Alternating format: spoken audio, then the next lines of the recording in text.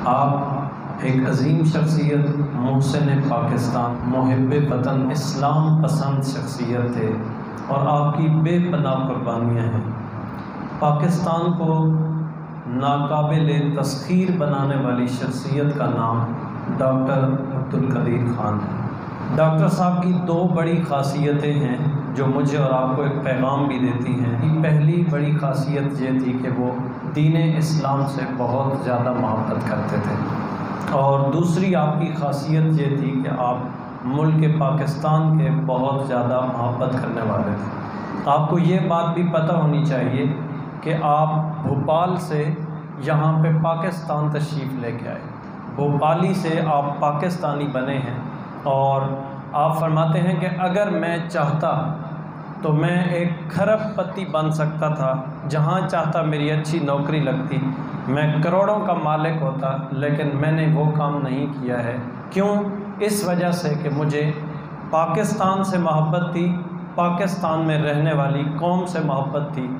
आपकी हिफाजत, आपकी सलामती ये मेरा फ़र्ज़ बनता था। मैंने सब कुछ छोड़ दिया है, लेकिन वतन अज़ीज़ को मैंने तरजीह दी है और आखिरी वक़्त तक आपकी बेपनाह कुर्बानियाँ हैं। लेकिन अफसोस की बात यह है, कल आपने भी देखा होगा, आप टीवी चैनल्स पे बैठते हैं, आप मोबाइल इस्तेमाल करते हैं, आपने देखा है कि कल हमारी गवर्नमेंट की नुमाइंदों की फुर्तियाँ, वज़ीर आज़म साहब की और बाकी दीगर जितने लोग हैं उनकी फुर्तियाँ देखने में यूँ महसूस होता था कि हम मिन हैसुल कौम, पूरी कौम से ये बात वाज़े हो रही थी कि हम ज़िंदा बंदे को इज़्ज़त नहीं देते हैं, मरने के बाद उसको हम बेपनाह खिराज अक़ीदत पेश करते हैं, बेपनाह सलामतियों के हम नजराने पेश करते हैं, लेकिन ज़िंदगी में उसकी हमें कदर नहीं होती है। डॉक्टर साहब की आखिरी वसीयत ये थी कि मैंने अपना सब कुछ, अपना खून पसीना, अपना दिल जान,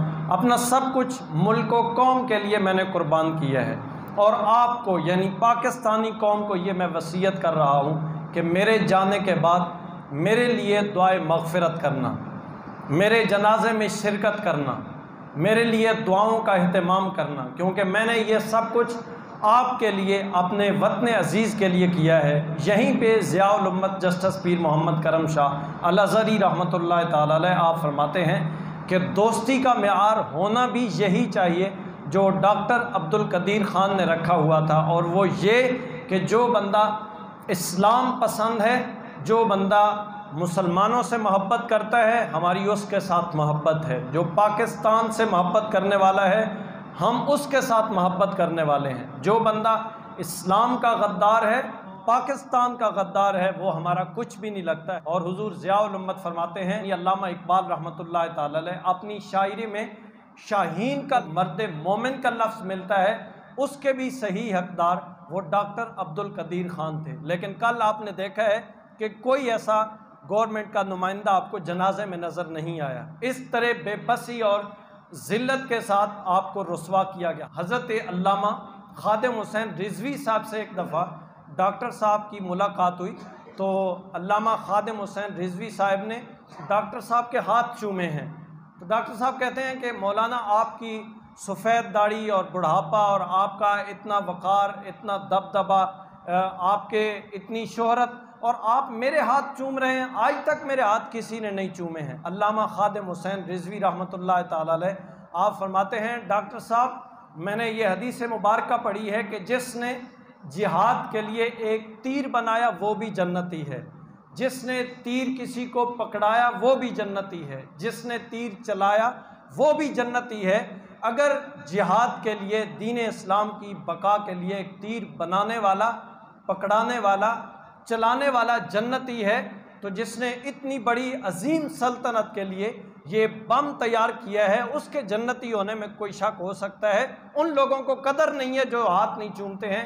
मुझ ख़ादिम हुसैन को पता है कि आपकी कदर क्या है, इसलिए मैंने आपके हाथ चूमे हैं। और डॉक्टर साहब की और दो बड़ी ख़ासियतें जो आप अपनी ज़ुबानी बयान फरमाते हैं, आप फरमाते हैं कि भोपाली जो लोग होते हैं उनके दो बड़े वस्फ़ होते हैं कि उनकी पहली बड़ी ख़ासियत ये होती है कि वो गद्दार नहीं होते। क्या नहीं होते हैं? और दूसरी ख़ासियत उससे भी बड़ी ख़ासियत है, उससे भी बड़ा वस्फ़ है, और वो ये है कि वो नबी रहमत सल्लल्लाहु अलैहि वसल्लम के बेवफा नहीं होते, यानी मिर्ज़ई नहीं होते। हमेशा डॉक्टर साहब ने हुज़ूर नबी रहमत सल्लल्लाहु अलैहि वसल्लम से इश्क व मोहब्बत का दर्स दिया है, अमली तौर पे उसका इजहार किया है। आज चाहिए तो ये था कि हर स्कूल, हर कॉलेज, हर यूनिवर्सिटी, जगह जगह, गली गली आपके लिए दुआए मग़फ़िरत का अहतमाम किया जाता, और गवर्नमेंट के जो इदारे हैं उनमें तो बिलखुसूस ये काम करना चाहिए था, ताकि पता चलता कि एक पाकिस्तान से मोहब्बत करने वाला इस दुनिया से क्या है, तो उसको एज़ाज़ किस तरीके से देना चाहिए, उसको इज़्ज़त किस तरीके से देनी चाहिए।